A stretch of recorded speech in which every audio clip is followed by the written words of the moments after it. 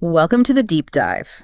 Today we're going to be exploring 12 habits that could seriously upgrade your life. And trust me, some of these might just turn your whole self-improvement philosophy upside down. That's because we're not talking about the usual, like, drink more water and meditate advice. Right. These are strategies that work with your natural tendencies, not against them. Right. The article we're diving into today is called The 12 Overlooked Yet Essential Habits for a Good Life. And honestly, when I first saw the list, I was skeptical. Yeah. But the more I thought about it, the more these unconventional ideas kind of started to click. It's always fascinating to challenge those default settings we have about how to live a good life.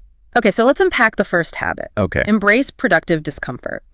Now, most self-help advice is all about feeling good and attracting positivity. Yeah. So this one seems a little counterintuitive. It does go against the grain. Yeah. But the concept is actually rooted in building resilience. Okay. Think about it. If we constantly avoid anything uncomfortable, Yeah. we create this artificially small comfort zone. And guess what? Life has a way of pushing us beyond those self-imposed limits. So you're saying that by intentionally seeking out discomfort, we actually prepare ourselves to handle challenges better. Exactly. It's like a strength training for your mind and emotions. Oh, okay. Each time you step outside that comfort zone, you expand it a little bit. I'm starting to see how this works. Yeah. But how much discomfort are we talking about here? Right. Do we need to start doing ice baths and extreme challenges? Not necessarily. Productive discomfort is about finding that sweet spot where you're pushing yourself just enough to grow, Oh, okay. but not so much that it's overwhelming. Right. It's about controlled exposure, like gradually increasing the weight you lift at the gym. This reminds me of when I finally took the plunge and signed up for that public speaking course. Oh, yeah? I was terrified, Sure. but it turned out to be one of the most rewarding things I've ever done. There you go. You embraced the discomfort. Yeah. You expanded your comfort zone and look at the positive outcomes. Okay, that one makes sense now. But this next habit is even more surprising. Okay. Practice strategic incompleteness. Now, I'm a big believer in finishing what you start. Yeah. So this feels almost wrong. It's definitely a challenge to conventional wisdom, but what's fascinating here is the idea that stepping away from a task, Right. problem, or even a creative project can actually boost your progress. I'm listening, but how can leaving things unfinished be a good thing? It all comes down to how our brains work.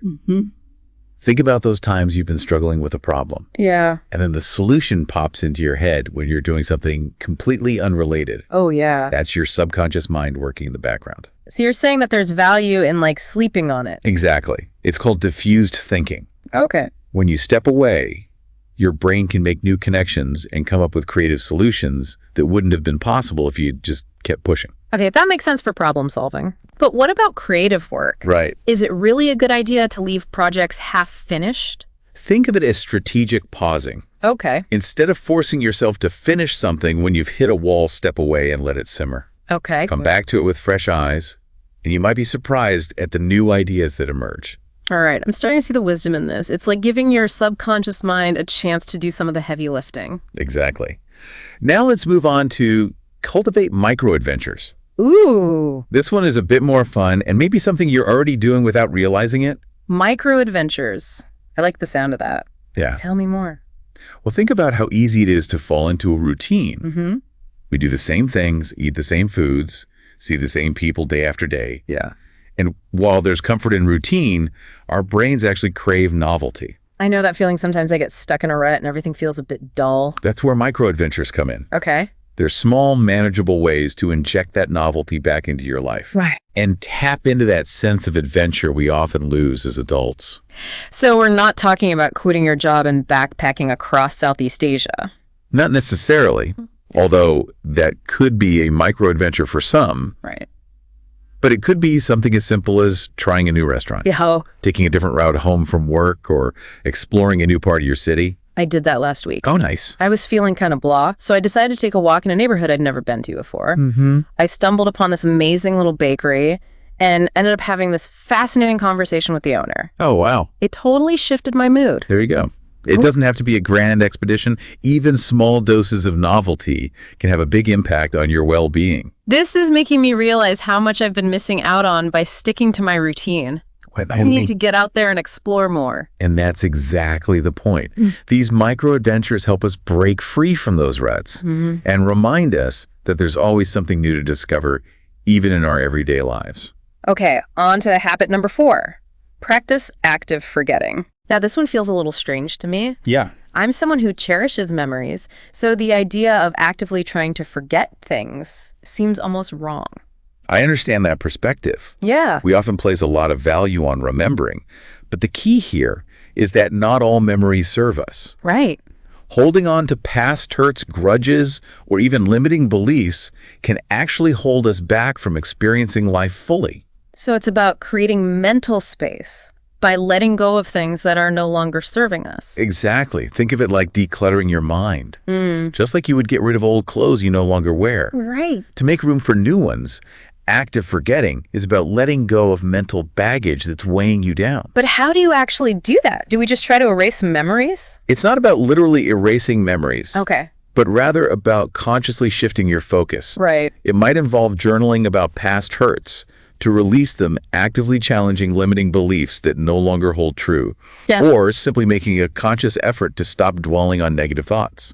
So it's more about choosing where we direct our attention and energy. Exactly. It's about consciously choosing to focus on what serves us now in this present moment, Right. rather than letting the past dictate our present and future. This is giving me a whole new perspective on the power of letting go. It can be incredibly liberating, like taking a deep breath of fresh air for your mind. Okay, on to habit number 5. Okay. And this one might raise a few eyebrows. All right. Maintain productive paranoia. Uh-huh. Now, paranoia doesn't exactly sound like a recipe for a good life. I know, right? Yeah. The name itself might be a bit jarring, but think of it less about succumbing to fear Okay. and more about embracing a healthy dose of preparedness. So it's about anticipating potential challenges and having plans in place. Exactly.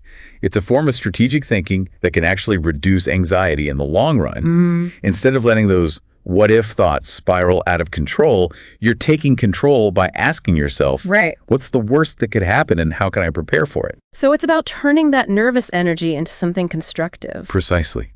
For example, instead of worrying about your car breaking down, make sure you have roadside assistance and a plan for what you'll do if you get stranded.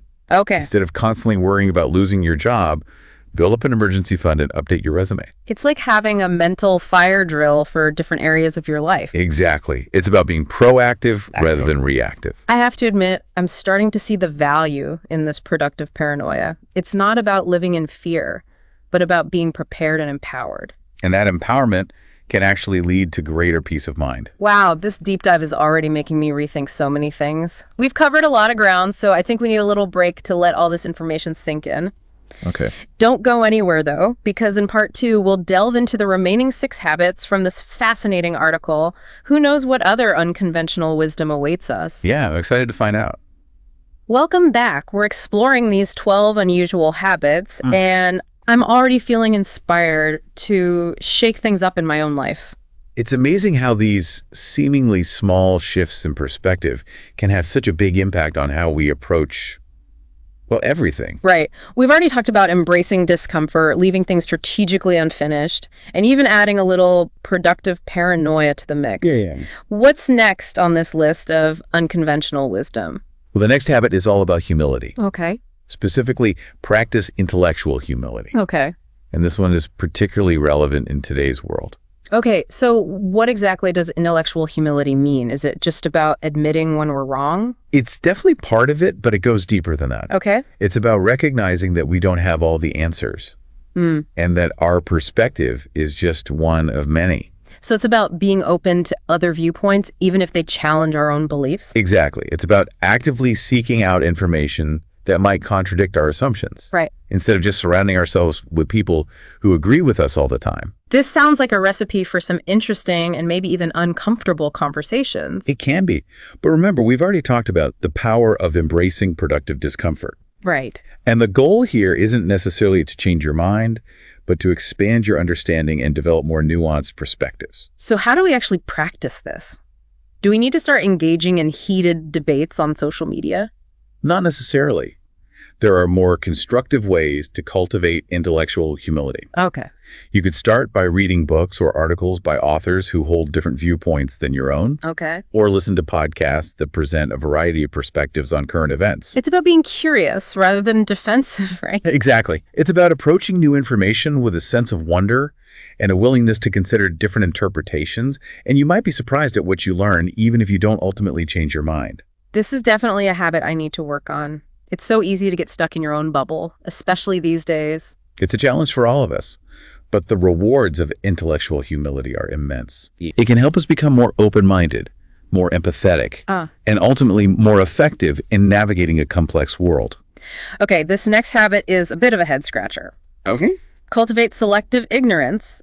Now, ignorance isn't usually associated with self-improvement. It might seem counterintuitive, but think about it this way. Okay. We're bombarded with information constantly. Right. News, social media advertising, it's overwhelming. I definitely feel that sometimes it's like drinking from a fire hose. Exactly. And that's where selective ignorance comes in. Okay. It's about making conscious choices about what information you consume, and more importantly, what you choose to ignore. So it's about filtering out the noise and focusing on what truly matters. Exactly. It's about reclaiming your attention and directing it toward things that are truly valuable and enriching. You know, I recently did a digital detox for a week where I deleted all social media apps from my phone. And you know what? I felt so much lighter and more focused. There you go. That's a perfect example of how cultivating selected ignorance can free up mental space and energy for more meaningful pursuits. This is making me realize how much mental energy I waste on things that don't really matter. It's a common trap, especially in our hyper-connected world. Right. But by becoming more intentional about what we consume, we can regain control over our attention and ultimately our lives. Right on to habit number 8. Embrace micro-rests. This one sounds a bit more my speed. We all need rest. Right. But the key here is the micro part. Okay. Instead of waiting until we're completely exhausted, this habit encourages us to incorporate short strategic breaks throughout our day. So instead of powering through until we hit a wall, we should be taking mini breaks to recharge. Exactly. And these micro rests don't have to be elaborate. Right. They can be as simple as closing your eyes for 30 seconds, taking a few deep breaths, getting up to stretch, or taking a short walk. I used to think taking breaks was a sign of weakness, but I'm realizing now that it's actually a smart strategy for maintaining energy and focus. Absolutely. It's about working with your body's natural rhythms rather than fighting against them. Okay, habit number 9 is practice preemptive repair, which sounds like a very proactive approach to life. It is. It's all about addressing small issues before they become big problems. Think of it as preventative maintenance for your life. So it's like getting regular checkups at the doctor instead of waiting until you're really sick. Exactly. And this applies to all areas of life: relationships, health, finances, even your possessions. Wow. It's about paying attention to those little niggles and taking action before they escalate. Can you give me some examples of what this looks like in practice? Sure. In a relationship, it might mean having an honest conversation about something that's bothering you, rather than letting resentment build up with your health. It might mean addressing a nagging pain or getting that mole checked out rather than ignoring it and hoping it goes away. So it's about being proactive rather than reactive. Exactly. It's about taking responsibility for your well-being and making those small course corrections along the way. This makes a lot of sense. I'm definitely someone who tends to put things off until they become a bigger problem. It's a common human tendency.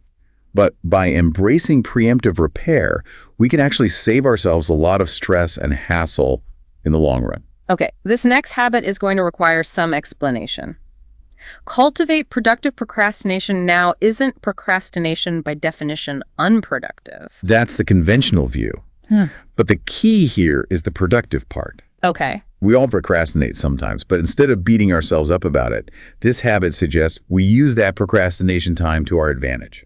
So instead of wasting time scrolling through social media, we should be doing something productive. Exactly. The idea is to have a list of tasks that are important, but not urgent things you've been meaning to do but haven't gotten around to. Okay. And when you find yourself procrastinating on a bigger task, you can switch gears and tackle something from that list. So it's like using procrastination as a springboard for getting other things done. Precisely. Maybe you clean out your inbox, organize your files, brainstorm ideas for a future project, anything that moves you forward in some way.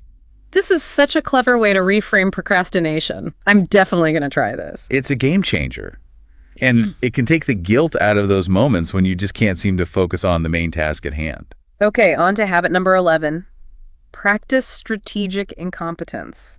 This one sounds a little controversial. It does, doesn't it? Yeah. But it's actually a very liberating concept. Okay. Think about it. We often feel pressure to be good at everything, to excel in all areas of our lives. Right. But that's simply not sustainable. I know that feeling. It's like there's this constant pressure to be perfect, to do it all. Exactly. And that's where strategic incompetence comes in. Okay. It's about giving yourself permission to not be good at certain things. Right. So you're saying it's okay to be bad at things. Not bad necessarily, Okay. but it's about recognizing that you can't be excellent at everything, and that's okay. Yeah. The key is to choose which areas of your life you're willing to let go of that pressure to excel. So it's about being strategic with our energy and focusing on what truly matters. Exactly. Maybe you're not the best cook, but you're an amazing artist. Or maybe you're not a social media whiz, but you're a fantastic listener. Right. By letting go of the need to be good at everything, you free up time and energy to excel in the areas that are truly important to you. This is such a freeing concept. It takes the pressure off trying to be good at everything. And it allows you to embrace your unique strengths and talents. Okay, last but not least, habit number 12. Schedule unscheduled time. This one sounds pretty self-explanatory, but I have a feeling there's more to it than meets the eye.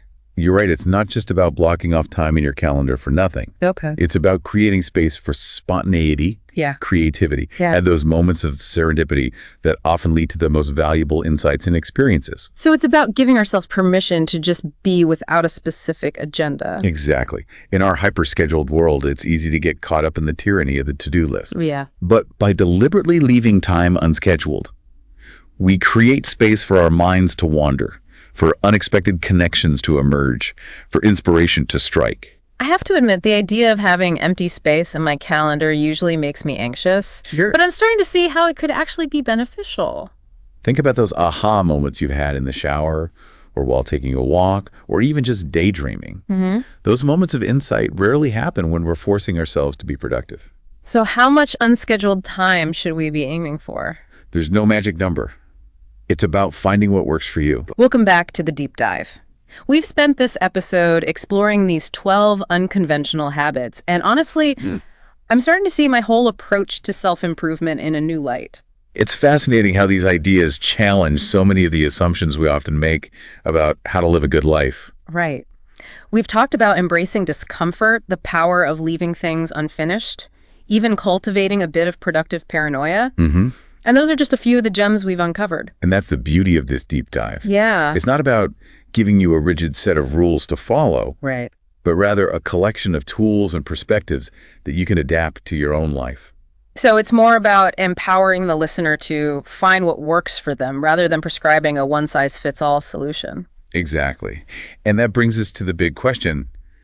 What does all of this mean for you, our listener? Right. How can you actually put these habits into practice and start experiencing the benefits? That's what I'm curious about, too. It's one thing to hear about these concepts, but it's another to actually integrate them into our daily lives. Well, the first step is to identify which habits resonate with you the most.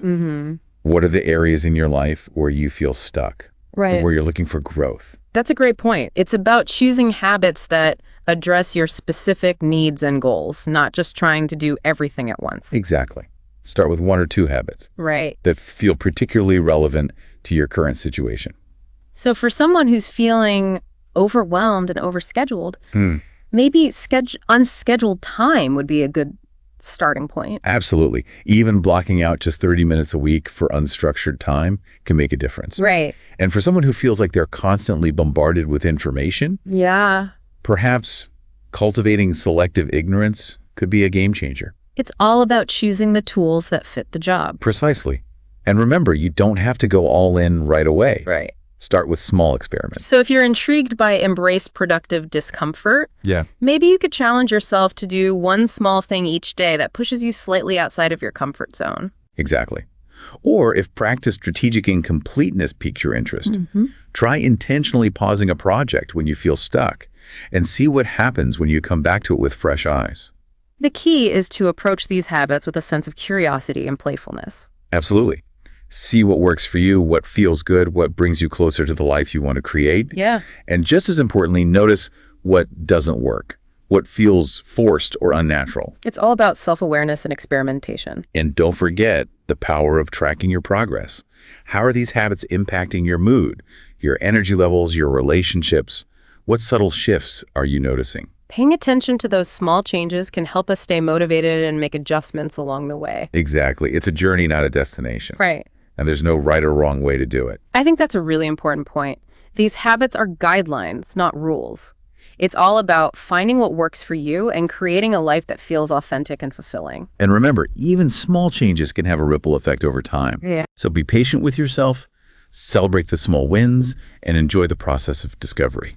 I love that. It's not about achieving some perfect ideal, but about continuously evolving and growing. Exactly. And who knows, maybe in the process of experimenting with these 12 unconventional habits, you'll uncover even more strategies and insights that are uniquely suited to your own path. That's what's so exciting about this. It's an invitation to become a lifelong learner, to always be curious and to never stop exploring new ways to live a good life. And we'd love to hear about your journey. Yeah. If you're trying out any of these habits, share your experiences with us on social media. Right. Let us know what's working for you, what challenges you're facing, and what insights you're gaining along the way. We're all in this together, so keep diving deep, keep challenging those assumptions, and keep sharing what you learn. Until next time, keep exploring, keep growing, and keep living a life that feels good on your own terms. Thanks for joining us for the deep dive.